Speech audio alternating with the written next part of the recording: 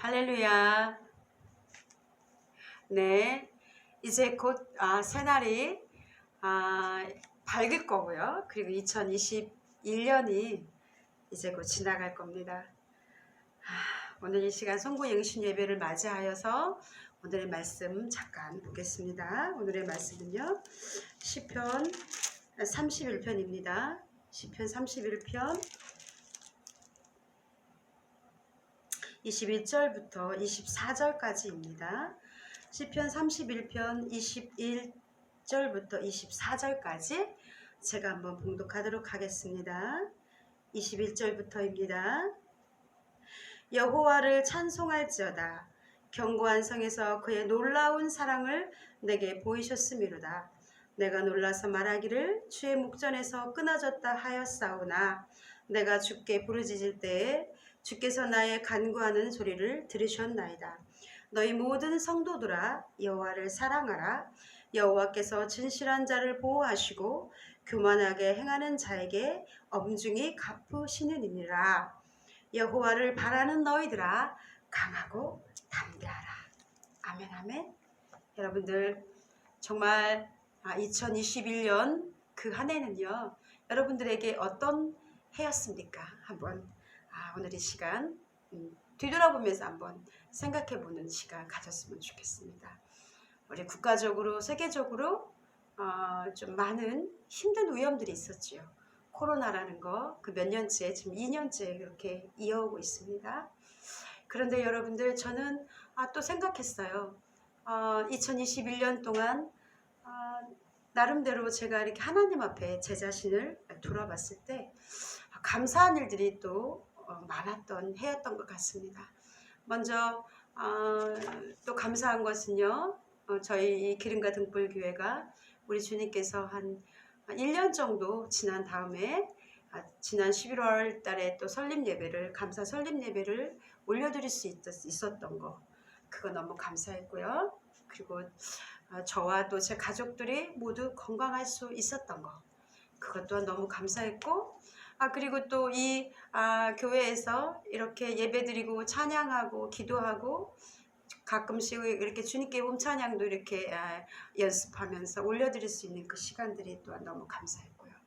어제는 제가 기도 중에 우리 주님께서 감사하라는 그런 감동을 주셨습니다.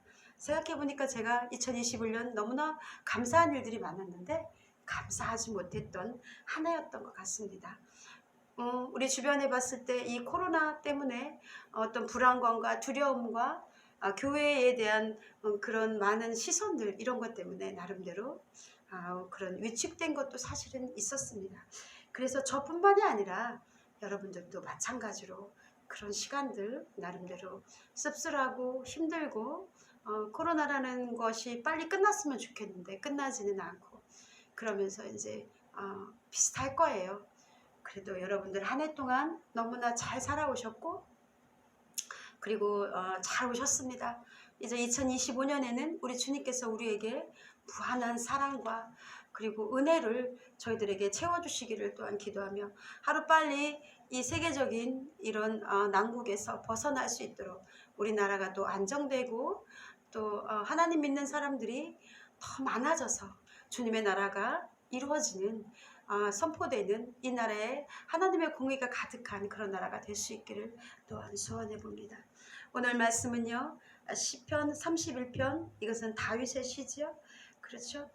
시편 31편을 이렇게 구분해 보자면 1절에서 14절까지는 구원을 호소하는 그런 간절한 기도가 나와 있고요. 14절에서부터 또 마지막까지는 믿음으로 드리는 찬양으로 이렇게 두 군데로 분류가 되어 있습니다. 그래서 어떤 분들은 이 시편이 31편이 이렇게 따로따로 이렇게 있는 것을 이렇게 모아다가 이렇게 편집한 거라고 이렇게 말하는 분들도 계십니다. 오늘 제가 시편 31편을 통해서 말씀하고자 하는 것은요, 우리 시편 31편 오늘 그런 말씀을 통해서 우리 다윗의 다윗이 어떻게 주님에게 신앙을 고백했는지, 다윗이 처음에는 그 주님에게 구원을 호소하는 그 기도를 하다가, 그리고 믿음으로 어떻게 믿음으로 어떻게 주님에게 찬양했는지 이렇게 한번 살펴보는 시간 되도록 하겠습니다.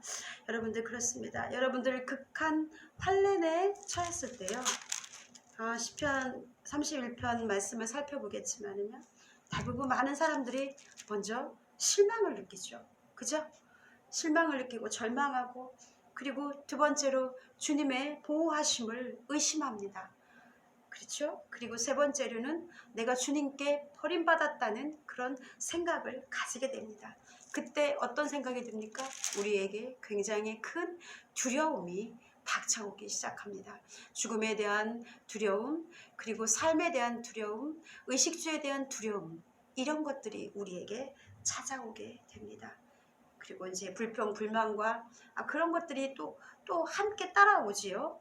절망과 우울과 이런 것들이 함께 따라옵니다.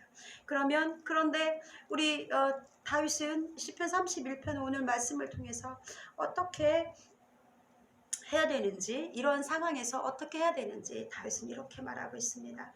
우리 보겠습니다. 시편 31편 21절에 여호와를 찬송할지어다. 견고한 성에서 그의 놀라운 사랑을 내게 보이셨음이로다. 그렇습니다. 여호와를 여기서 사랑하라. 그리고 또 뒤에 보면은요,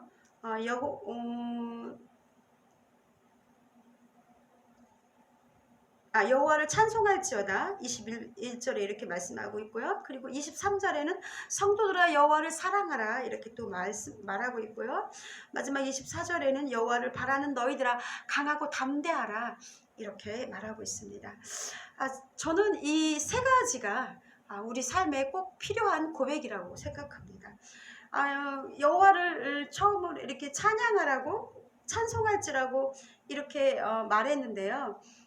그것은 뭘까요? 왜냐하면 그 다윗은 자신의 경험으로 하나님은 지극히 찬양받으셔야 된다는 것을 알았기 때문이죠. 왜냐하면 일시적인 어떤 불신과 그 고난 때문에 오는 일시적인 불신과 불신에 불구하고, 그러나 결국에는 믿는 자들에게, 당신의 자녀들에게 우리의 고통을 돌아보시고 응답하시는 하나님의 사랑을 전적으로 신뢰하고 그 사랑에 대해서 놀라움을 금치 못하는 그런 다윗의 마음이 오늘 이 시간에 그 말씀 21절에 나타나 있습니다. 여호와를 찬송할지어다. 견고한 성에서 그의 놀라운 사랑을 내게 보이셨음이로다 이렇게 고백하고 있습니다. 견고한 성에서라는 것은요, 하나님의 보호에 둘러싸인 그 안전한 그 성에서 우리 주님께서 환난 중에서 나를 구원하시고, 그리고 결국에는 주님께서 나를 사랑하심을 그런 나타내 보이셨다. 그런 것에 대한 응답하시고 그 주님의 사랑에 대해서 그 놀라움을 금치 못하는 그 다윗의 고백이 이 말씀 9절에 나타나 있습니다. 그래서 왜 그럴까요? 22절 보겠습니다. 내가 놀라서 말하기를 주의 목전에서 끊어졌다 하였사오나, 그러니까 다윗은 이렇게 절망 중에 있었다는 것이죠. 내가 주께 부르짖을 때 주께서 나의 간구하는 소리를 들으셨나이다. 그래서 다윗은 찬송하라고 이렇게 말하고 있습니다. 그러면서 다윗은 또 뭐라고 말합니까? 23절에 너희 모든 성도들아 여호와를 사랑하라 이렇게 말씀하고 있습니다.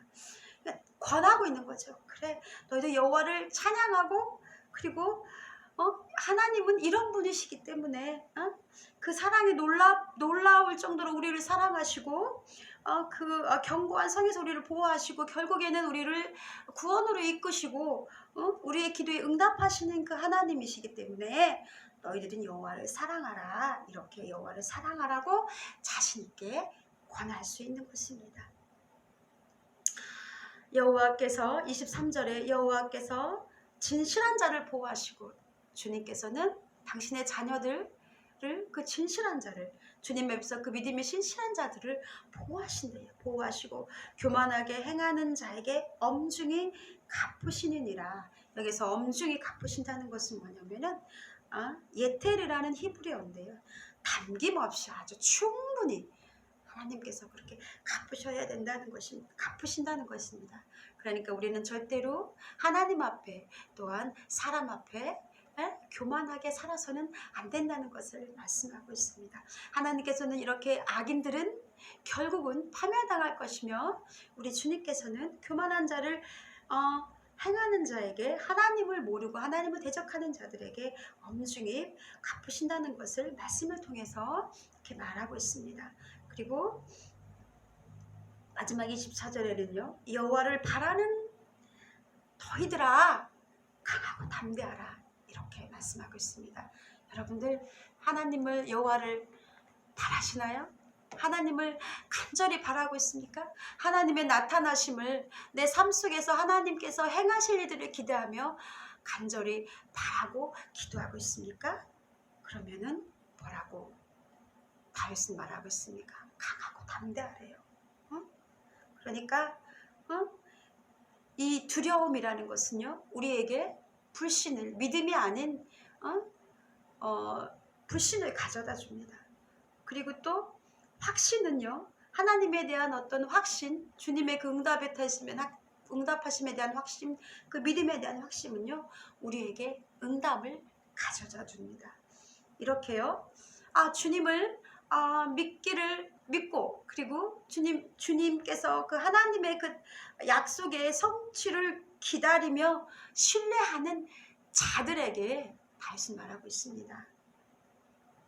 강하고 담대하라 이렇게 말하고 있습니다.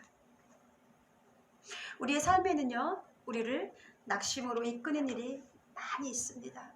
놀라는 일들이 많이 있습니다. 그럴 때 다윗은 어떻게 했습니까? 하나님께 엎드려 기도했습니다. 주님의 얼굴을 내게서 숨기지 말라고 이렇게 기도했습니다. 그리고 주님은 제 하나님이십니다라는 것을 끊임없이 시편을 통해서 고백했습니다. 그럴 때 우리 주님께서는 다윗에게 놀라운 사랑으로 보여주셨습니다. 하나님의 사랑은 우리가 생각하는 것 이상의 그런 생각을 뛰어넘는 그런 분이십니다. 하나님은 우리가 생각하는 것보다 더 훨씬 온유하시고 거룩하시며 겸손하시며 정말 흠이 없으신 분입니다. 우리 인간의 어떤 단어로도 우리 인간의 어떤 표현으로도 표현될 수 없는 그 지극하시고 온유하시고 따뜻하시고 완전하신 분이 바로 하나님이십니다. 하나님의 놀라운 그 사랑은 우리가 하나님을 알기 전에 하나님께서 우리를 먼저 부르시고 죄를 용서하시고 그리고 자녀를 삼아주신 데서 우리가 알 수 있습니다. 우리가 더 그런 것들을 통해서 얼마나 사랑하시는지 우리가 깨달을 수 있어야 합니다. 에베소서 1장 4절에는요. 장세전에 그리스도 안에서 우리를 택하사 우리로 사랑 안에서 그 앞에 거룩하고 흠이 없게 하시라고 그 기쁘신 뜻대로 우리를 예정하사 예수 그리스도로 말미암아 자기의 아들이 되게 하셨으니 라고 이렇게 말씀하고 있습니다. 여러분들 2021년 한 해 동안 많이 힘드셨죠? 네? 그리고 우리가 기도하는 그것들이 때로는 하나님께서 들으시지 않는 것 같고요. 그런 것들이 여러분들 이 코로나가 빨리 지나갔으면 좋겠는데 가장 1차적으로요. 왜 하나님이 응답하시는 것 같지 않지? 이런 생각 많이 하셨을 거예요. 그러나 우리는 알고 있습니다. 그쵸?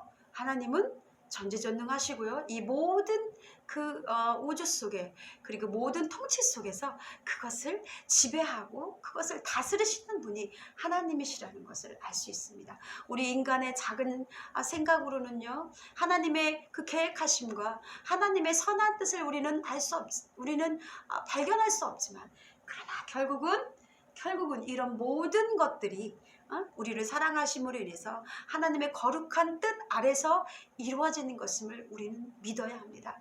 그래서 우리는 날마다 감사함으로 주님이 그런 사건들 속에서 그리고 이런 어둠들 속에서 끝내 우리 주님께서 주님의 이 일을 나타나시고 성취하시기 위해서 하신다는 것을 그렇게 거시적인 안목으로 보면서 우리의 믿음을 지켜나가야 함을 이 시간 여러분들에게 이렇게 말씀드리고 싶습니다.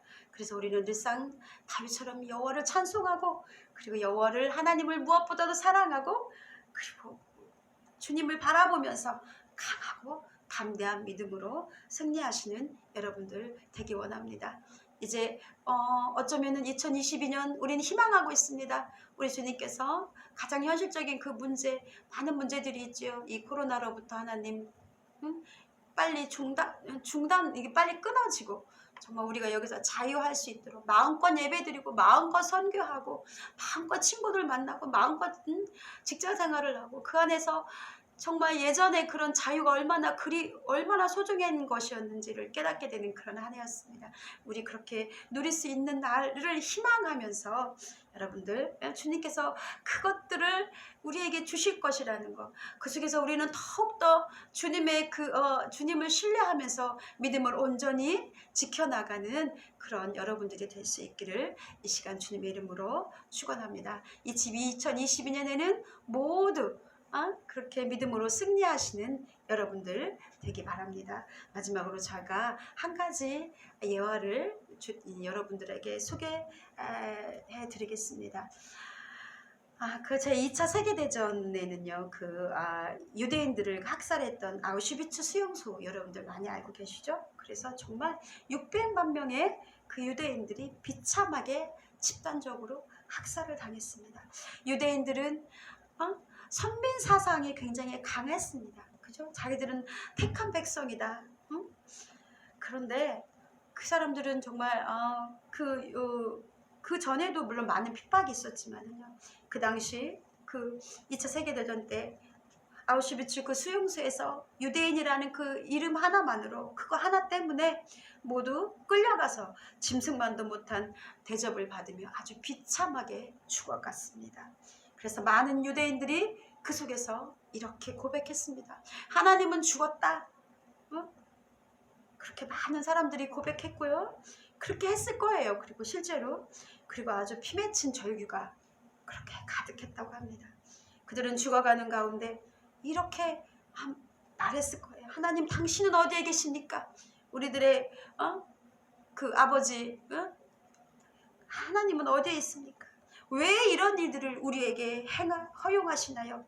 라고 그렇게 수도 없이 많은 사람들이 질문하면서 죽어갔을 것입니다. 그곳에서는 하나님을 원망하면서 죽어갔던 사람들도 있었고요. 한편으로는 또 우리는 보이지 않지만, 그런데 그곳에서 하나님을 또 바라고 기대하며 그렇게 살았던 사람들이 있었음을 알 수 있었는데, 그게 뭐냐면요, 연합군이 승리를 하고서 아우슈비츠 수용소를 그렇게 탈환하고 검사하는 중에 벽에 어떤 찬송가 가사가 있었어요. 그런데 그 가사가 어느 그리스도인의 그 신앙 고백처럼 보인 그런 구절들이 있었는데요. 여러분들 아시죠? 그 크신 하나님의 사랑이라는 그 찬송가의 구절이 이렇게 적혀 있었답니다. 그 크신 하나님의 사랑 말로 다 형용 못하네. 둘이 말해도 이 하나님의 사랑을 기록할 수 없겠네. 바다를 다 먹물 삼아도 하나님을 기록할 수 없겠네. 그러면서 그 아래면에는요, 이런 글귀가 씌어 있었대요. 하나님은 여기에 계십니다. God is here. 네, 그렇습니다. 그들에게 사실 더 두려웠던 건 독일 군들이 그렇게 그 자기 유대인들의 가족을 학살하고 비참히 고문하고 이렇게 정말 이 짐승만도 못한 취급을 하면서 처참하게 죽어가는 그것이 아니라, 하나님께서 과연 그 상황 속에서 그들과 함께 계시며 그들을 여전히 사랑하시는가에 대한 그런 어떤 회의와 믿음의 갈등, 이런 것들 때문에 그들은 더 아팠을 것입니다. 그런데 그들 중에서 어떤 사람들은요, 그래도 하나님의 사랑과 함께 하심을 그 와중에서도 확신하면서 죽어갔던 사람들이 있었다는 것을 우리는 하나님은 여기에 계십니다 라고 쓰여진 그 아우슈비츠 그 수용소의 벽에 담벼락에 쓰여진 이런 글귀들을 보면서 확인할 수 있습니다. 여러분들 2021년 동안 하나님은 우리 가까이 있었습니다. 하나님은 우리와 함께 계셨습니다. 이제 2022년에도 God is here. 하나님은 예수님은 늘 우리 곁에 계실 것이고 늘 우리와 함께 하셔서 하나님의 그 십자가의 사랑으로 우리를 품으시고 그리고 당신의 그 나라에 들어갈 당신의 그 자녀들을 바라보고 기도하고 계심을 여러분들 믿는 그런 2022년이 되시기를 주님의 이름으로 축원합니다. 아멘.